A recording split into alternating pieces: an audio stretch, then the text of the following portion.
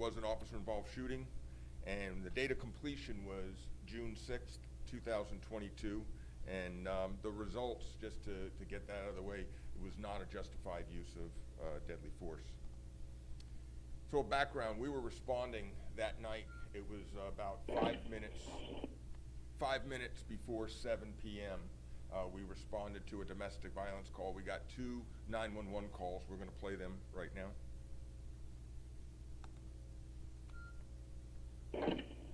911, understand this is an emergency. I was driving down Lillian past Palmetto Ridge, and there was, I guess, a girl and a guy arguing. The girl said, please call 911. The guy, I guess, had pushed her down on the road in front of a fucking car. All right, do you know where exactly? Right by, it's on Lillian, right before Palmetto Ridge, heading, like, north. We're heading north. I guess south. South of Lillian. Right by Palmetto Ridge. It was black. Girl had pink hair, white top. Guy had, I think, a jacket. Okay, and the girl with the pink hair, is she white, black, or Hispanic?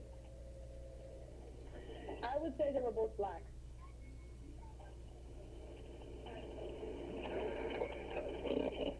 And how long ago did this happen? This just happened a minute ago, right before I called. I was driving northbound on Lillian, and the girl was on the road. There was a dog there. I don't know if they were chasing or arguing over a dog. I just know she said, call 911. The guy said she was straight, but he pushed her down on the ground, is what my significant other said. So I doubt that she's fine. The second caller was actually the victim of the domestic violence.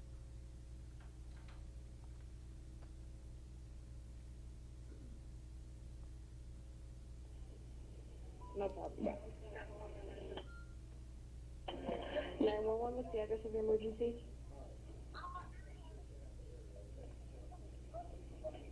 Thank you. Hello?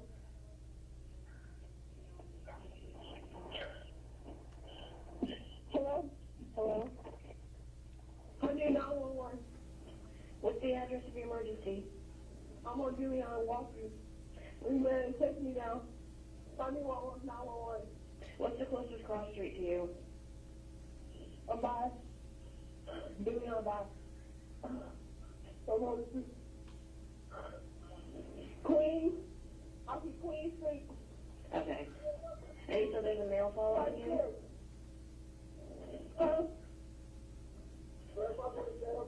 You are going to. You're going to. Please, I'm on Julian. Okay. Stop Julian. What is the male, what's the description of the male? Is he black, white, or Hispanic? Black. Okay, what's he wearing so we can find him? I am.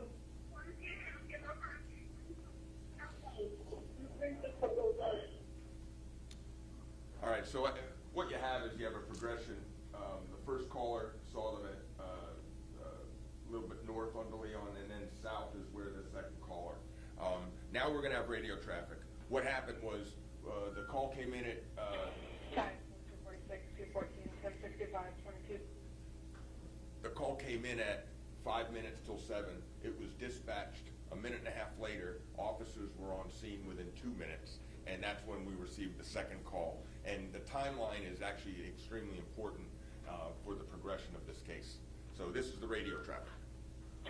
246, 214, 1065, 22 Delta. Area South D. Leon and Zephyr, South D. Leon and Zephyr. The caller advised that a male was arguing with a female and then pushed her down into the road in front of a vehicle. Female had pink hair, black female, male with a black male wearing a jacket.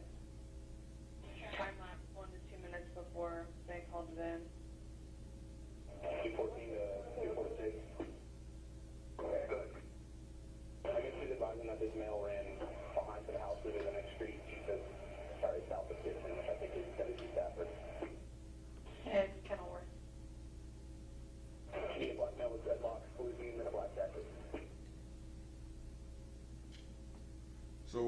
though the first description was a black male wearing a jacket, obviously very, very generic, officers on scene within 5 minutes made contact with the victim, and the victim updated. It was a black male, blue jeans, black jacket, and dreadlocks.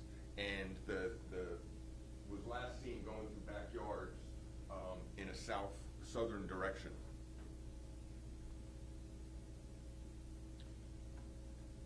So once again, received the call at 6:55. We are on scene with the victim at 7 o'clock, and by 7 o'clock and 52 seconds, we have a much better description of the individual. Now we're going to play the video.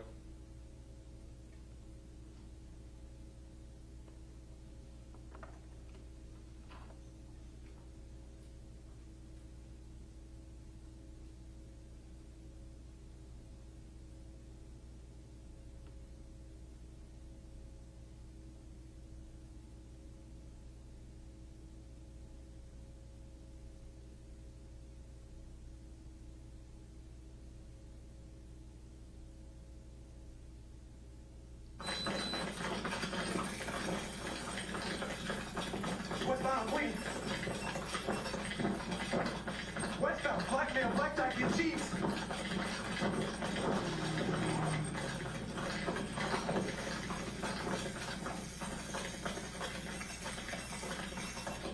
On Gale. Stop running. Stop reaching your pocket. Drop it. Drop it. Drop it. Get down. Get down. No way. Get down. Get down. Get down. Get down. Hey, he's running. He's running.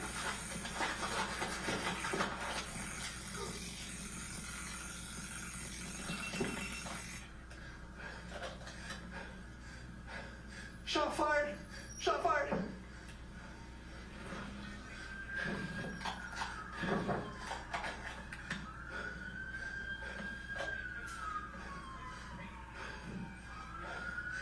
Hey, we're good. Calm down. Hey, just calm down. Calm down.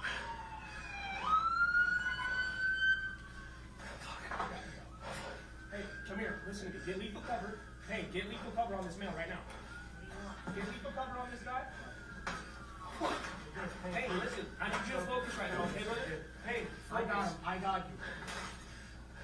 Hey, focus on me, okay? Stand by for 1 second. You're good. You're good. Hey, holster. I'm with you. I'm with you. I'm with T27. We're at Gale. The address on Gale is 1520.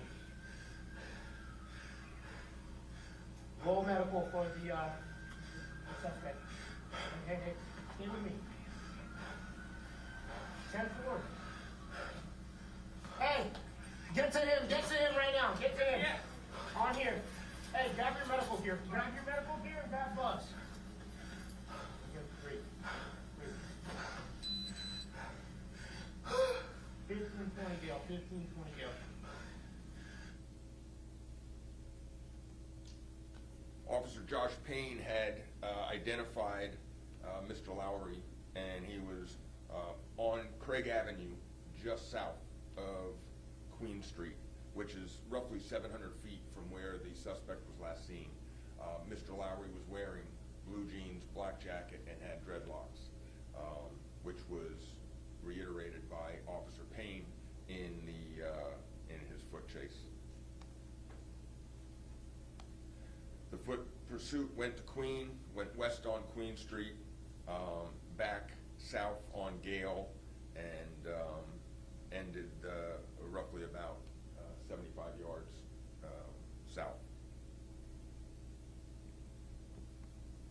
Just minutes prior to Mr. Lowry being detained, we detained 2 other possible suspects.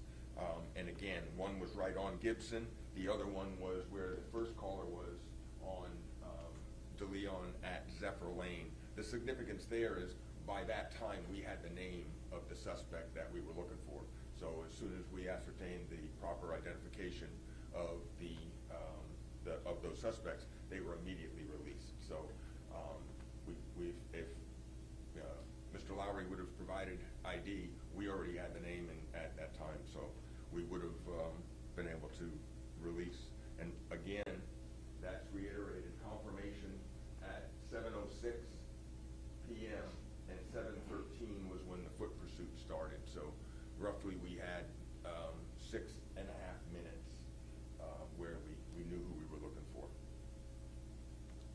response to resistance, you know, we go over, the point of this is an administrative review of policies to see if any policies were violated.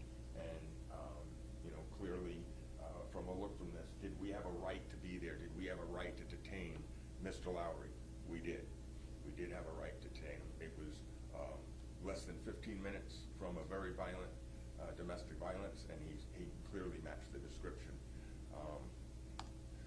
So Officer Payne has been with us since July 6, 2020, roughly 18 months from when this incident happened. He's had one corrective action, and that had to do with an at-fault vehicle accident.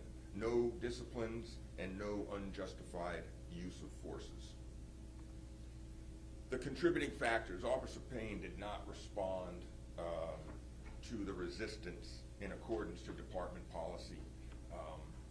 His taser was going almost nonstop and did not get the proper result that we look for when we tase somebody.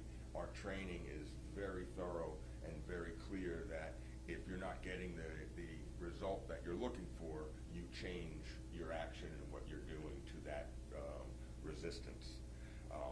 That, you know, again, we can speculate all day long as to why that is, but the bottom line is he was just in this loop. Furthermore, Officer Payne, when they were rounding the corner onto Gale, he said, "Stop reaching into your pocket," and then when something started coming out of the pocket, he went up a much higher octave voice saying, "Drop it, drop it, drop it," 3 separate distinct times. You could actually hear, and you know, in the 30 years I've been doing this, you can hear the fear, wondering what's coming out of the pocket at that time. Here's the other contributing factor though. Although he had every right, if someone's reaching into their pocket, you can now draw your firearm, but at no time should you ever have your firearm and your taser out at the same time, which is clear from this shot. And the reason we train to never, to use one tool and one tool only is accidents then can happen. And in our opinion, from looking at all the evidence, that's what happened. And then finally, James Lowry disobeyed a lawful order to stop. If he would have just stopped and provided ID, he would have been released right then and there.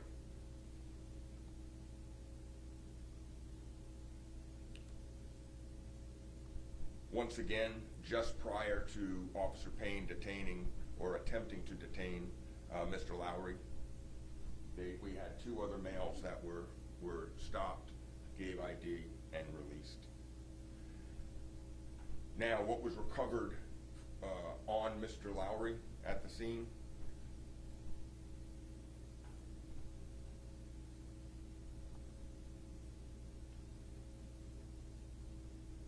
This very likely could have led to why he fled. In conclusion, Officer Josh Payne was charged with manslaughter by the State Attorney's Office and immediately resigned his position here. We did find that Officer Payne violated 4 administrative policies and general orders, and the proper forms have been sent forward to the commission on his certification. With that said, any questions? Gigi, can you help us go through, when you have both of those weapons in your hand, you're running, you're watching him reach in his pocket, and fear sets in, is it the mind that plays tricks on your hands, and that's why he says it was an accidental fire, right? Is that why you don't have 2 weapons in your hand at the same time, because your mind sometimes can't? Our instructors teach us to use one tool 100%. You know, you don't want to go 50-50, because now under extreme stress, you're trying to decide. Now, it's very common to have a situation where you're using less lethal, you go to lethal, and then the lethal threat goes away, and you go back to, and you're constantly, we call it transitioning. It's transitioning from tool to tool, from weapon to weapon, from technique to technique. And So that's a very, very common thing. But you have to put one down. Yeah, we train one tool at a time for 100%, and then we will switch that if based on the circumstances. Chief, in the video you released to us earlier today, you included some information about the officer's record and history with the department, and it seemed like he was not an officer you had previous issues with. So my question is, why do you believe that this officer did forget his training, violate policy, and how are you going to prevent this from happening again? That's a great question, but it's all speculation. We would have to speculate when the body, and this is, I think, what doesn't ever really get addressed is the physiological and the biological and the physical reaction to a body under extreme fear and stress. When you're in a dark area and someone's reaching in their pockets and they're not following lawful orders, it is extremely, extremely heightened, dangerous situation. And how do you ever really know how your body, you could train and train and train. In our training, I will, hands down, our instructors are just phenomenal at what they do, and they prepare us. Our training, if our training was followed, this would not have happened. You know, so of the three contributing factors that were on the screen, if any one of those three didn't occur, this wouldn't have happened. So it was a culmination. But again, when you are under extreme stress, how do you know what you're going to do if it's never happened before? You can train and say, I'm going to do this, I'm going to do this, and then something happens and your body can do something else. So how do you prevent it from happening again? Is there anything you can do differently moving forward? Any training refreshers, perhaps? Our training is constantly in evolving and in motion. You know, there was a time pre-Columbine where you don't go in, and then Columbine, now we go in. You go in fours. No, you don't. Nope, you go in one. Everything is always changing based on unfortunate circumstances. So what do?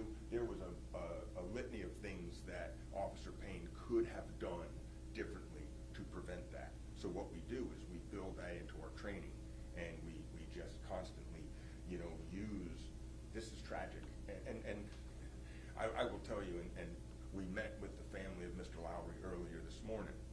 This is painful. This is painful for them. This was not a justified shooting. It was an accidental shooting with tragic results. The family is under such incredible hurt and pain right now. Our community is wanting to hear what's going on, and our department. And that's something that I want to stress. This hurts all of us. This really does. This was not something that you know, we're happy to stand up in front and go over. This is just a tragic incident that has occurred, and all we do is keep training and to try to get better. The taser was not working to stop Mr. Lowry. What should he have done at that point? Stop pulling the taser trigger and go to another tool. Like? Spray. We have pepper spray. You know, there's always what we call a tactical pause, and let other officers get in the area and try to get. There's so many things that could have, and you know, it's challenging when you're in our positions to analyze. We analyze this over months in very safe, air-conditioned offices. When you're actually out chasing the bad guys and you have a half of a second to think on something, it is challenging. Look, the job that our law enforcement officers do each and every day is truly amazing. And I'm very, very happy to say we're not good at the officer-involved shootings because it doesn't happen here often. So this is not something that we're used to, we're you know, you train for it, but you know, we're very proud of the officers we have, and we will recover, the community will recover, and again, our thoughts are with the family of Mr. Lowry. Can you tell us more how it feels to finally tell the department side of the story? 6 months after a lot of emotion, investigation, and what you've heard the family of James Lowry say and their attorneys. It is. So an independent investigation is what you hear. A lot of people, we want independent, you know, so there's no conflict of interest. And then when you actually have that independent investigation, we're hands off. So it is frustrating because everyone's calling us saying, when are we going to get the results? When are we going to get the results? It's really good to get the results out. It feels extremely good. We want to get this behind us. We want to recognize what we did. Again, work on having this never happen again and all. But with that, there were some delays in the criminal investigation. That was not us. That was not, we did the administrative side, and we can't proceed until the criminal side is done.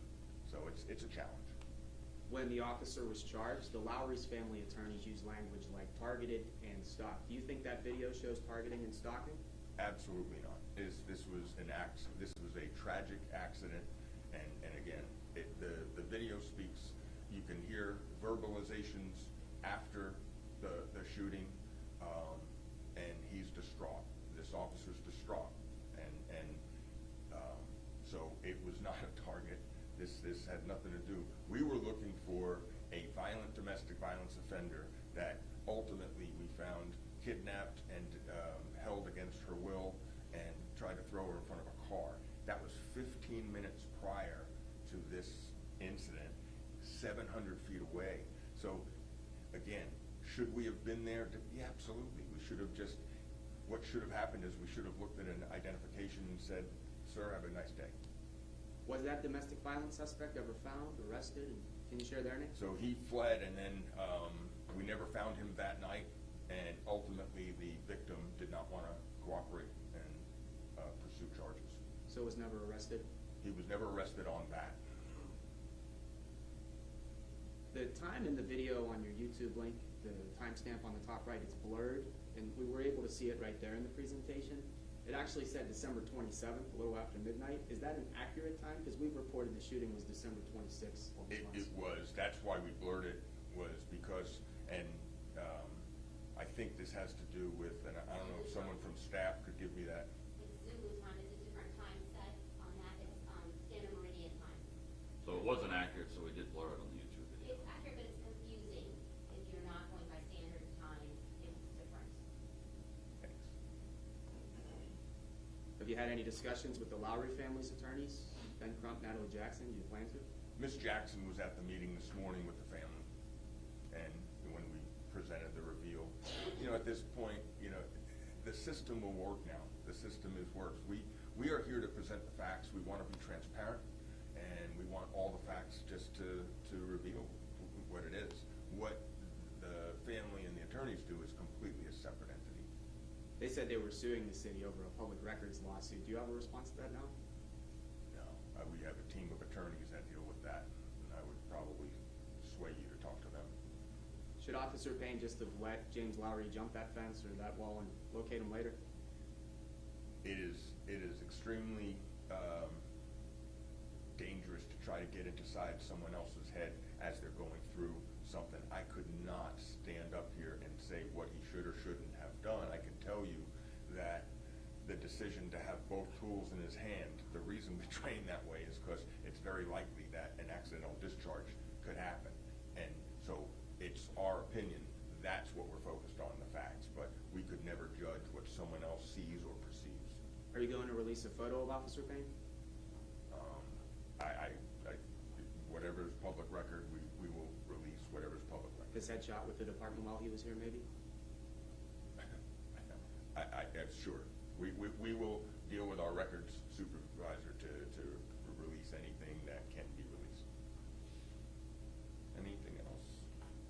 Thank you. On a side note, we are going to make available, we have a Dropbox link, so if you guys want the raw video from Officer Payne, we can send that to you. Because, obviously it's an edited version. And then anything other than that, obviously, the 3 pages, the IA's 3 pages, there's all kinds of other officers responding later. If you want that, that'll have to be a public records request through our thing. But we are going to provide the media an unedited version of the body cam. Did you send that to the Not yet. drop? Everyone. Yeah, she'll send you guys a Dropbox